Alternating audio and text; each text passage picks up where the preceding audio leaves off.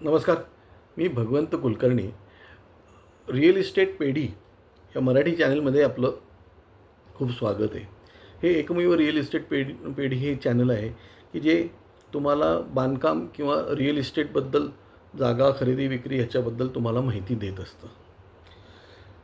आजचा विषय म्हणजे आपण बांधकाम करत असताना आर्किटेक्ट हा एक फार महत्त्वाचा घटक असतो. कारण तो प्लॅनिंग करतो आणि त्या प्लॅनिंगप्रमाणे ते बांधकाम व्हायला पाहिजे. आणि तो प्लॅनर इतका असा व्यवस्थित असला पाहिजे की ते प्लॅनिंग करत असताना त्यांनी प्रत्येक बारीक सारीक गोष्टीचा विचार करून ते प्लॅनिंग करायला पाहिजे. जागेचा जास्तीत जास्त उपयोग त्याला करता आला पाहिजे, असा आर्किटेक्ट पाहिजे. म्हणजे मुंबईचे आर्किटेक्ट एक खूप चांगलं उदाहरण आहे की कमीत कमी जागेमध्ये मॅक्झिमम काय चांगलं करता येऊ शकतं, हा त्याच्यातला खूप मोठा भाग आहे. आणि त्याप्रमाणे त्याचं ते डिझाईन झालं पाहिजे. म्हणजे एक आता कसं झालेलं आहे की नवीन नियमाप्रमाणे UDCPR नियमाप्रमाणे जागेला FSI जास्त मिळतो आणि जागेला FSI जास्त मिळत असल्याकारणामुळे छोट्याशा जागेमध्ये मोठ्या बिल्डिंग्स होऊ शकतात.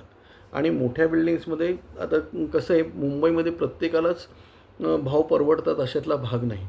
तर तो भाव परवडत असताना नसताना परवडायचा असताना त्या जागेचं प्लॅनिंग वास्तुशास्त्राप्रमाणे करायला पाहिजे. त्या फ्लॅटचं प्लॅनिंग वास्तुशास्त्राप्रमाणे करायला पाहिजे. आणखीन म्हणजे जेवढं जमेल तेवढं वास्तुशास्त्राप्रमाणे करायला पाहिजे. आणि जागा वाया गेलेली नाही पाहिजे. त्या प्रत्येक जागेच्या कोणाचा त्याचा उपयोग झाला पाहिजे, इतका तो आर्किटेक्ट चांगला पाहिजे. नुसतंच एवढा भाग नाही, नुसतं प्लॅनिंग करून राहत नाही.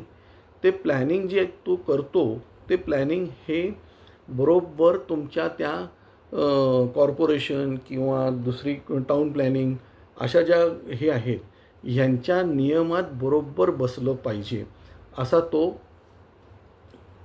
टाउन प्लॅनर म्हणजे असा तो प्लॅनर पाहिजे त्याच्यामध्ये. आणि तो प्लॅनर आपल्याला आर्किटेक्ट कडनंच आपल्याला करून घ्यावा लागतो. तिसरी गोष्ट म्हणजे हा प्लॅन त्या बॉडीकडनं म्हणजे टाउन प्लॅनिंग किंवा कॉर्पोरेशनकडनं त्यांनी सँक्शन करून घ्यायला पाहिजे.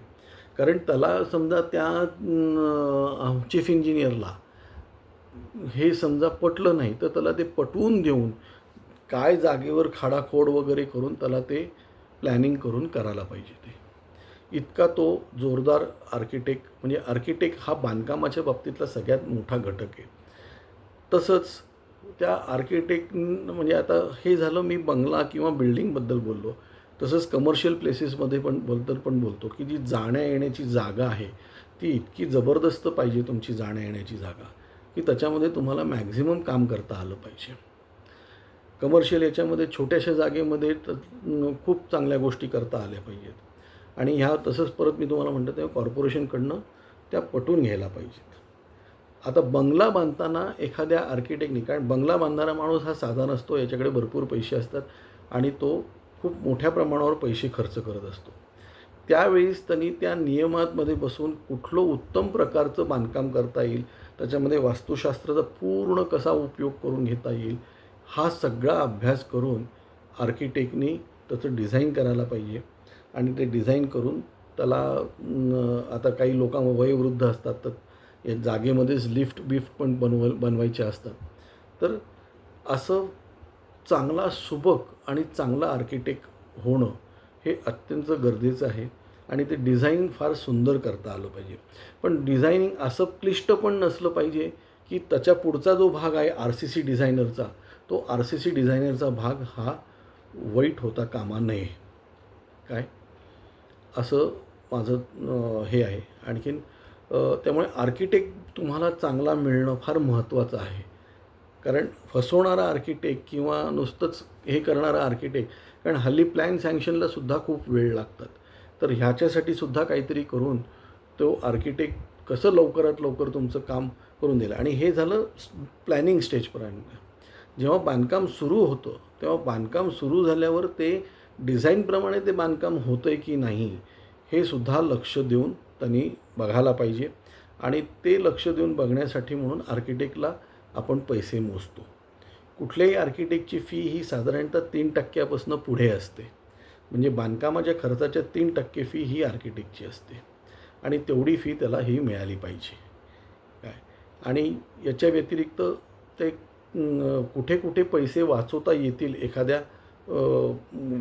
बांधकाम व्यावसायिकाचे सुद्धा, आणखीन बंगला बांधणाऱ्या लोकांचे सुद्धा, हे कुठलं कुठलं व्यवस्थित करता येईल हे त्याला कळलं पाहिजे.